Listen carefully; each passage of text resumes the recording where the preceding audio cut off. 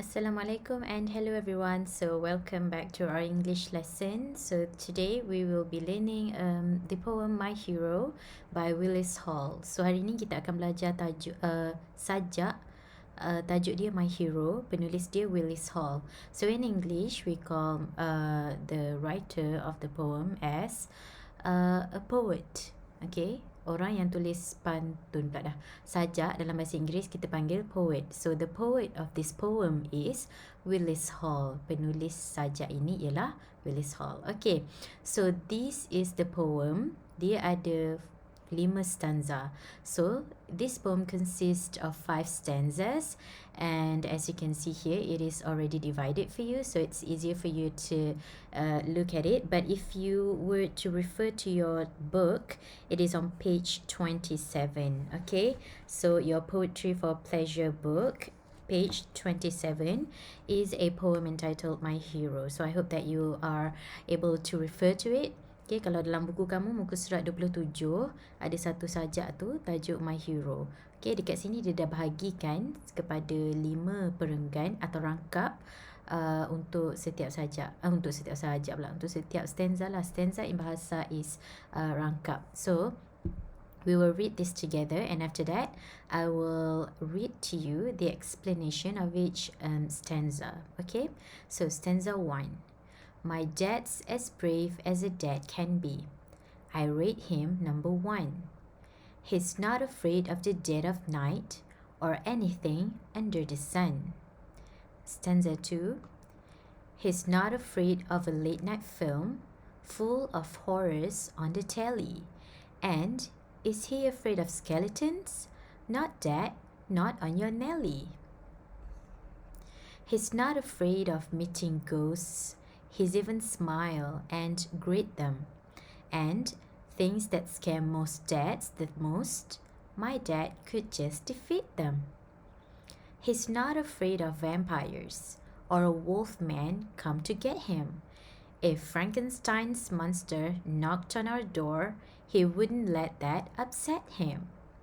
My dad's brave as a dad can be. My dad's as brave as a dad can be. And he's always ready to prove it. So why, when a spider is in the bath, does mom have to come and remove it? Alright, so that's the poem. We've just read it together. I hope that you now know the pronunciation of each word in this poem. If you don't, or if you feel like listening to it again, just rewind this video a little bit and you'll be able to read it again. Okay, so kalau kamu nak baca atau nak dengar lagi sekali macam mana bunyi poem ni, kamu boleh rewind sikit video ni and boleh baca balik sama-sama. I hope that you understand and know how to pronounce all of these words. Okay, now I'm gonna go to the next tab. Alright, so in this tab, we are going to learn deeper about the poem. So dalam tab yang ni, kita akan belajar lebih banyak lagi mengenai poem ni. Okay, so My Hero by Willis Hall. Overview of the poem. So, poem ni, overview ni maksud dia macam lebih kurang synopsis lah. Okay, the poem is for both children and adults. Okay, poem ni, sajak ni untuk orang dewasa boleh, untuk kanak-kanak pun boleh. With pride, the persona first recounts how heroic the father is. Okay, dengan rasa bangganya, persona ni diceritakan betapa ayah dia ni seorang yang sangat berani. Okay, persona ialah watak dalam poem itu. So, when we write a poem, we create a character. So, in this poem, the persona is a child. Persona itu ialah seorang anak. Okay, so persona is not the poet. Okay, persona bukan orang yang tulis sajak ni, tetapi orang yang ditulis oleh orang yang tulis sajak ni. Maksudnya, orang yang buat sajak ni, dia cipta watak baru, creates a new character to tell the story in this poem. Okay, so dad is unafraid of anything including mythical monsters. Dia cakap dad dalam sajak tu tak takut apa-apa pun, termasuklah makhluk-makhluk yang direka cipta. Okay, therefore Dad is the persona's number one hero. Jadi ayah tu ialah hero nombor satu kepada persona ni. Okay, when we put something as our priority, as our number one, it means that thing or that person is our utmost priority. Okay, maksudnya bila kita letakkan sesuatu tu sebagai nombor satu, orang atau benda tu ialah keutamaan kita yang paling penting lah. Contohnya dalam hidup ni kita ada 3 warna kegemaran. Putih, pink dengan hitam. So bila kita nak beli something, kita mesti nak ambil hitam dulu. So it means that the black is our number one option when it comes to colours. Okay, that's not a very good example, but you got the gist. Okay, however, the rhetorical question in the last 2 lines of the poem shows the persona's curiosity and puzzlement because the heroic father is afraid of spider. Okay, tapi dekat dalam poem tu, kalau kamu perasan, ayat last sekali, so why when a spider's in the bath, does mom have to come and remove it? Dia ialah soalan rhetorical. Rhetorical ni maksudnya kita tak perlu jawab. Saya saja je tanya. Okay, padahal dah tahu dah jawapan dia. Okay, so ayat tu maksud dia kan, bila ada laba-laba dalam bilik air, kenapa mak yang kena datang and remove the spider? Sedangkan ayah tu berani. Okay, so that's the rhetorical question that this overview is talking about. Okay, next. In fact, the persona's mother has to remove the spider. Yeah, like it's mentioned in the poem. The persona's mother have to come and remove it. Okay, so why does that happen if the father is so brave? Okay, so that's just a rhetorical question. It does not require any answer. Okay, so basically that's the story or the synopsis of the poem. Let's continue the next part. Okay, now we are going to look at each stanza, okay, or verses. You can use verse, you can use stanza when it comes to poem. Bila kita cakap pasal poem, kamu boleh panggil satu rangkap itu sebagai stanza ataupun verse. Okay, so the first stanza, my dad's as brave as a dad can be, sampailah or anything under the sun. Okay, so the persona proclaims that the father is a very brave man. Okay, dia cakap ayah dia ni seorang lelaki yang sangat berani. The persona also salutes him as the number one hero who is not afraid of the dark or anything on earth. Okay, persona ni juga bagi tahu ayah dia ni hero number one. Dia tak takut bila waktu tu gelap ataupun apa-apa yang ada dekat muka bumi ni. Dia tak takut langsung. Okay, and then second stanza starts from he's not afraid of a late night film until not dad, not on your Nelly. Okay, the persona states that dad is unafraid of late night horror movies or skeletons. Okay, dia cakap ayah dia ni tak takut pun late night film. Late night film ataupun full of horrors on the telly ni maksudnya cerita-cerita yang menakutkan yang ada di television. Telly ialah television. Ayah dia pun tak takut juga skeletons. Okay, skeletons ialah kerangka badan macam ni. Okay, tulang-tulang ni. Okay, the phrase not on your Nelly is a slang phrase which means not on your life and emphasizes the bravery of dad. Okay, so dia ada ayat ni, dia maksud dia not on your Nelly. Maksud dia ialah memang macam not on your life. Memang dia tak takut langsung. Okay, ianya ialah ayat slang yang dia bukan ayat formal lah. So dia boleh pakai dalam sajak tapi tak boleh pakai dalam karangan. Okay, next stanza, stanza number 3. He's not afraid of meeting ghosts and ended with my dad could just defeat them. Okay, apostrophe EM. It stands for them. Okay, maksud dia sama je dengan mereka. So what does this phrase mean, or what does this stanza means? Dad is fearless when meeting ghosts. He will even smile and talk to the ghosts. Ayah ni tak takut langsung jumpa hantu. Dia boleh senyum je, lepas tu dia boleh cakap dengan hantu-hantu tu. Okay, this is what it means by the term greet them. Okay, greet ni maknanya kita say, "Hai, buat apa tuan tu?" Macam tu lah ayah dia ni, tak takut langsung. He can defeat things that frighten other dads. Ayah dia ni betapa hebatnya boleh kalahkan benda-benda yang menakutkan ayah-ayah yang lain. So frighten, for example, my dad is afraid of the monkeys. This persona's dad can defeat the monkey. Okay, katakanlah ayah dia ni takut monkey, so ayah persona ni boleh kalahkan monkey tu because he's so great. Okay, next.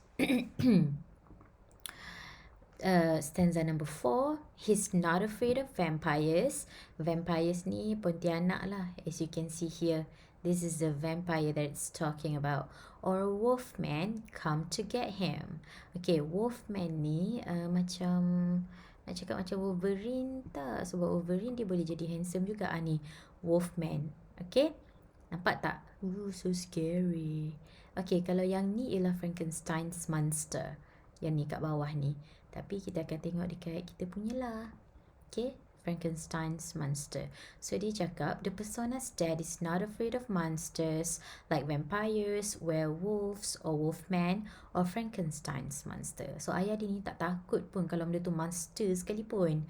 Vampire ke, werewolves ke, Frankenstein's monster ke, dia tak takut langsung. Okay, he wouldn't let that upset him. Okay, macam tak ada benda lah benda tu. Next, and it's the last stanza. My dad's as brave as a dad can be, ends with, does mom have to come and remove it? The persona's dad is always eager to prove that he is brave. Ayah persona ni dia selalu semangat lah nak tunjukkan yang dia ni berani.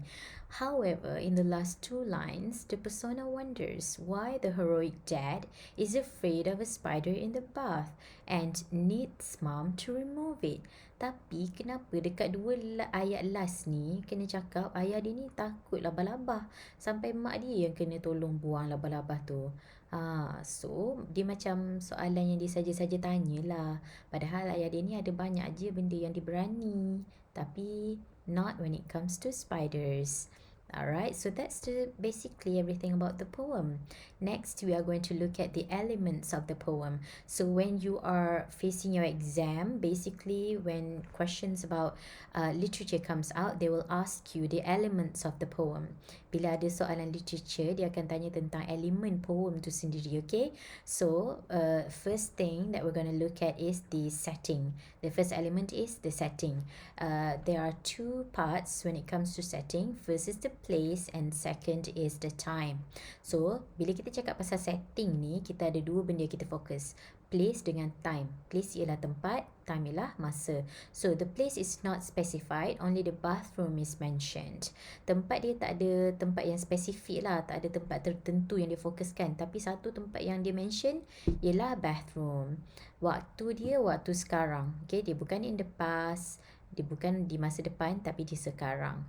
Okay, persona. Okay, listen. The persona is the voice in the poem. Okay, elemen kedua, persona. Persona is the voice in the poem. Macam dia cakap tadi, persona ni ialah suara dalam poem tu. Means the character that is in the poem. Siapa yang bercakap tentang poem tu. I and my of the poem. Okay, the persona's father is referred to as dad, he and him. Okay, so the persona is an intelligent and observant child. Kalau kita baca sajak tu tadi, kita boleh simpulkan yang persona ni seorang anak yang bijak dan suka memerhati. Okay, apa yang berlaku di rumah dia. Okay, the theme. Next element is the theme. Children cannot be fooled. Okay, so untuk theme ialah tema. Maksudnya bila kita baca sajak tu, apa yang kita boleh ambil daripada sajak tu. For example, this one it gives you children cannot be fooled. Okay, budak-budak tak boleh ditipu. Okay, in modern times, children are exposed to a lot of information and technological advances, so they are sometimes able to make intelligent judgments. Thus, they are not easily fooled. Okay. So, dia bagi satu tema. You can give any themes. Kalau dalam exam, kamu boleh bagi macam-macam jenis tema yang kamu nak. Okay, tapi kamu mesti buktikan tema kamu tu masuk akal ataupun boleh dikaitkan dengan sajak ni. Kamu bagilah support. Contohnya kamu ambil in stanza 1, line number 3, he's not afraid of the dead of night. Dia menceritakan tentang apa. So itu cara kamu support kamu punya theme. Okay, for example dekat sini nak pakai children cannot be fooled. So kamu boleh ambil bahagian stanza terakhir sekali bila dia tanya, so why when a spider's in the bath does mom have to come and remove it? So like I said, you can create any themes that you want, but you must support it with the poem or the story that we're studying. So in this case, the poem lah. Okay, boleh je nak cakap apa-apa. Tema yang kedua dia bagi kat sini, parents must be honest and realistic with their children. Dia cakap, ibu bapa ni mestilah jujur dan bersikap jujur lah dengan anak dia ni. Okay, you kena lagi sekali buktikan dekat mana dalam poem tu, stanza keberapa, line keberapa yang menceritakan tentang sifat honest dan realistic parents kepada anak-anak. Okay, lepas tu you explain lagi macam yang ni. Dia bagi contoh, some parents are afraid of being exposed as weak and vulnerable in front of their children. As such, they may lie, pretend or fantasize to protect their own ego. However, not all children are so gullible. Children can see through the web of lies and pretense. Yes, I am reading. I know you can read too, but I'm just trying to show you the example of an explanation on how you can come up with one when you have chosen a theme for your poem. Okay, so bila kamu dah pilih sajak tu, kamu kena pandai huraikan, support tema kamu. Okay, next, heroes in fact and fantasy. Okay, hero di reality dan juga fantasy. Okay, so dekat sini nak cerita apa perbezaan hero di alam yang nyata, you know, like in real life, dan juga fantasy. Kalau fantasy tu banyak lah, macam Superman, Batman. Okay, itu ialah fantasy.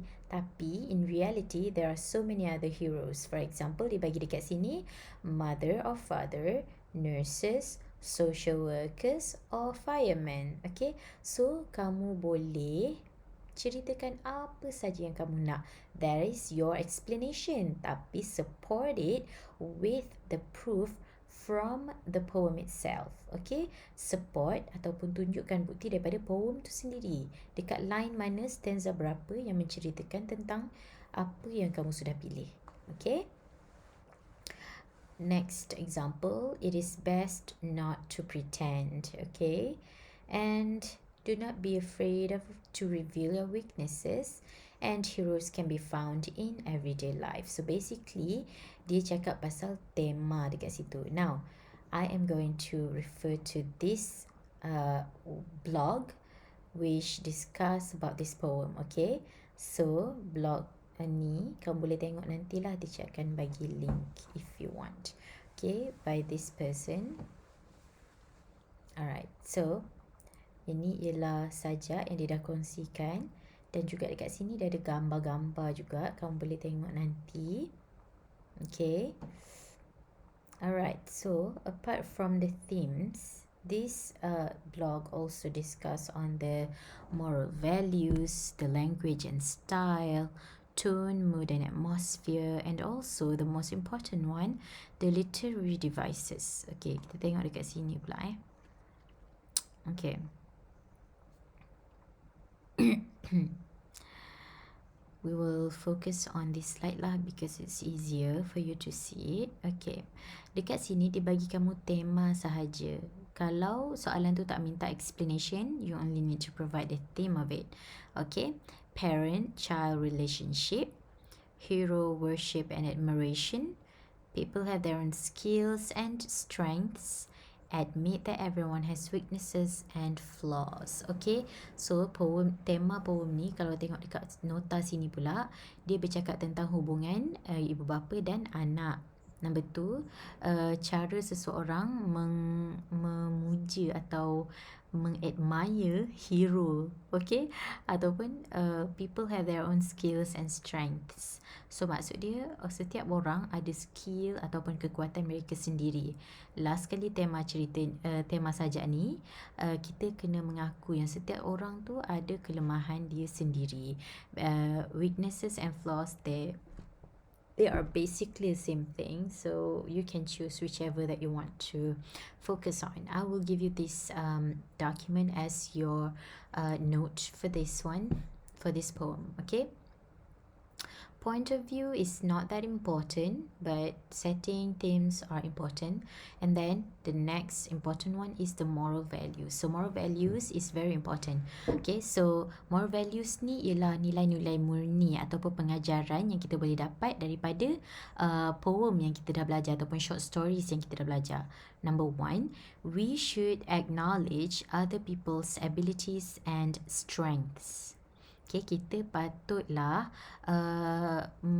kita patut hargai kekuatan dan juga kelebihan orang lain. Okay. Number 2, we have to learn to accept other people's weaknesses.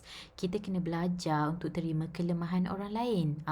Pertama, kena hargai kelebihan. Kalau orang tu pandai, orang tu kuat, orang tu bagus, kita kena hargai. Kita kena cakap ataupun pujilah, bagi moral support. Okay, tapi kalau orang tu ada kekurangan, kita kena terima juga sebab kita pun ada kekurangan sendiri, right? Next, we must respect each other. Kita mesti hormat antara satu sama lain. It doesn't matter whether you're a boy or girl, Malay or Indian or Chinese, we must respect one another, okay? So in our family, sama juga dalam keluarga kita kena respect satu sama lain. If you have a brother, respect him or her. If you have a sister, respect him or her for brother. If you have a brother, you must respect your brother, and if you have a sister, you must respect your sister lah. Okay, it doesn't matter whether he or she is younger or older than you are. Okay. And next, we have to value and treasure family relationships. Dia cakap satu lagi yang kita boleh belajar dari poem ni ialah kita kena hargai hubungan kekeluargaan. Value and treasure. Dua perkataan ni maksud dia ialah sama sahaja. Okay, hargai. Now, we are going to discuss about the tone and mood. Okay, I'm not going to touch on the structure, style and language because normally in exam they don't ask about this. Okay, so you can read it for fun, but it's not asked in examination normally. Okay, so we will just go straight to tone and mood. Okay, tone and mood ni dia macam nada sajak tu, you know, like in song we have fun song, sad song, and relaxing song. Okay, in poem we also have its own tone and mood. Okay, so for the first one, it has the innocence and pure-hearted. Okay, innocence ni ialah orang yang innocent, macam tak tahu apa-apa. Dia tak boleh bezakan antara reality dengan fantasy lagi. Okay. Number 2, pride. Rasa bangga. Bila kita baca ni, kita rasa macam, wow, this persona is so proud of his or her father. And serious. Okay, serious. It's not a joke. Okay, bila dia cerita tentang keberanian ayah dia ni, dia cakap benda yang betul. Okay, it's telling us the truth. It's not playing around. Okay, now lastly we have the literary devices. So literary devices ni pun exam akan tanya juga. Okay, so literary devices ada beberapa: symbol, repetition, assonance, alliteration. So the easy ones are symbol and repetition. Okay, for symbol, dia biasanya dia akan bagi satu ayat ataupun satu perkataan dalam poem tu yang menunjukkan pasal sesuatu. For example, dead of night. Okay, ayat dead of night, it symbolize the quietest and darkest part of the night. Okay, dia menunjukkan waktu yang paling sunyi dan paling gelap pada waktu malam tu. You know how the time goes by when it's night time. Kalau macam pukul 8 pukul 7, pukul 8 tu gelap lah, tapi it's not too dark. Things are still quite noisy, people are still passing by in front of our house kalau kita duduk depan jalan raya lah kan. Okay, tapi bila dia cakap pasal dead of the night, dia waktu malam yang sangat sunyi dan sangat gelap. Biasanya tengah malam lah, around 12 to 3 a.m. I think. Okay, so but when it comes to anything under the sun, anything that can be seen during the day, okay, anything under the sun tu basically the clue is right there, anything under the sun. So bawah matahari, apa yang kita boleh nampak, itulah maksud dia. Okay, itu ialah simbol. And then I'll explain to you about the repetition. My dad's as brave as a dad can be. So repetition ni, kamu akan ceritakan atau tulis balik ayat apa yang diulang dan bila. For example, macam ni. My dad's as brave as a dad can be. So kamu dah tulis ayat yang sentiasa diulang tu, kamu tulis di mana dia diulang. Line 1, stanza 1. Line 1, stanza 5. Repetition maksud dia diulang lebih dari sekali. Okay? So itu maksud repetition. Kalau kamu Google, sebenarnya banyak lagi literary devices yang kita boleh belajar. Tapi untuk poem ni, ini sahaja yang kita akan belajar. So 4 ni lah, assonance. Lastly, kita ada assonance. Assonance ni dia resemblance of sound between syllables of nearby words arising particularly from the rhyming of two or more stressed vowels but not consonant. Okay, but also from the use of identical consonants with different vowels. Okay, dia macam nak ceritakan assonance ni dia bunyi tau, bunyi antara syllables ataupun perkataan yang berdekatan. Dia nak createkan satu mood. Okay, so for example this one, if Frankenstein's monster knocked on our door, perasan tak bila kita sebut monster knocked on our door, dia macam dekat-dekat, the assonance of the letter, the sound O dekat situ. Okay, itu maksud assonance. So basically kalau susah jangan buat yang ni. Okay, alliteration dekat sini, and things that scare most dads the most. Okay, apa maksud dia? Alliteration means the occurrence of the same letter or sound at the beginning of adjacent or closely connected words. Okay, dia bunyi, dia bukan bunyi, dia sebenarnya huruf yang sama bunyi dia yang muncul dekat ayat tu. Okay, dekat perkataan tu. For example dekat sini, and things that scare most dads the most. Dekat sini dia bunyi t. Okay, huruf T tu. And things that scare most dads the most. Okay, bunyi tu yang kuat. So that is for alliteration. Basically, if we learn deeper about literary devices, we are basically going to learn a lot more. But we are just going to focus on this one lah for this time around. Next time, if we have more, if we have other poem that we're learning, I'll show you a different literary devices. Okay, and that is it for the poem My Hero by Willis Hall. So as you can see, I took the sources of information from the internet. Okay, so I did not create one for you. So if you want the notes, I will give this one to you. Okay, but if you need to hear how to recite the poem again, please watch this video at the beginning of it, and there will be some questions that I would love for you to do, and I'll give it to you after this video. Alright, thank you so much everyone. Bye bye.